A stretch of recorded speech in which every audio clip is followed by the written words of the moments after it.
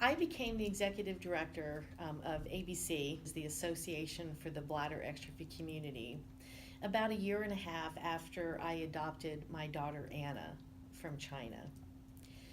I learned about a little girl who was about 4.5 at the time, who was living in China with a condition called bladder extrophy. Now, I had never heard of bladder extrophy, and during my research, I realized that there was a world renowned surgeon living in Seattle, Washington, who was able to help her. And so I reached out to him. Bladder extrophy is a rare condition, but after doing the research and meeting with doctors, I felt comfortable that I could support her, provide the medical and emotional support she needed. I was invited 5 years ago to go to India with Dr. Shukla's group, which is a collaboration of three U.S. hospitals to observe and see what our organization could do to be supportive of the families and the children there.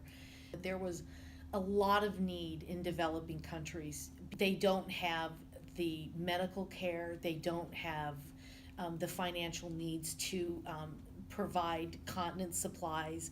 Children aren't even allowed to go to school. A lot of times they're ostracized from their community and even their own families. And being a parent, I was in a position to be able to talk with the families and try to counsel them and help them just feel better about the condition, be more educated about the condition so they wouldn't have the fear. I work with families probably from 15 or 16 different countries now.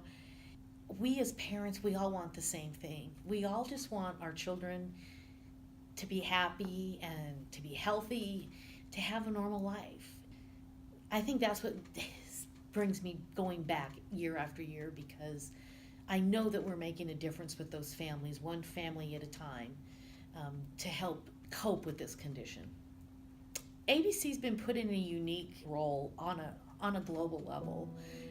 Families reach out from all over the world, and a lot of them are desperate to find help, because in developing countries there are not doctors that are equipped to do the surgical reconstruction as complex as this. And so families have lost all hope, and we really are their last hope. We help facilitate families finding the best surgeon. Sometimes that means bringing a family from Uganda to India during our yearly workshop so they can have the surgery with the visiting surgical expert team. Our concern was that once they've had the surgery, would they go back to their home country and not receive ongoing care? We as an organization will not only bring the family to the surgery, but will also bring their local doctor that will be caring for them. Now, this provides the doctor the opportunity to be trained by a surgical expert on the care of this child, and then they feel more confident when they go back to their home country that they can provide expert ongoing care for this family. I would say the most rewarding part for me is to go back and see families 1 and 2 and 3 years later, and to see how the children are thriving and how they're playing and how they're growing and how their self-esteem has come around, and how parents have lost the fear and the dread, and families they're bonding and they're leading more normal lives. And to me, the satisfaction is really seeing that smile on that child's face. They light up the room.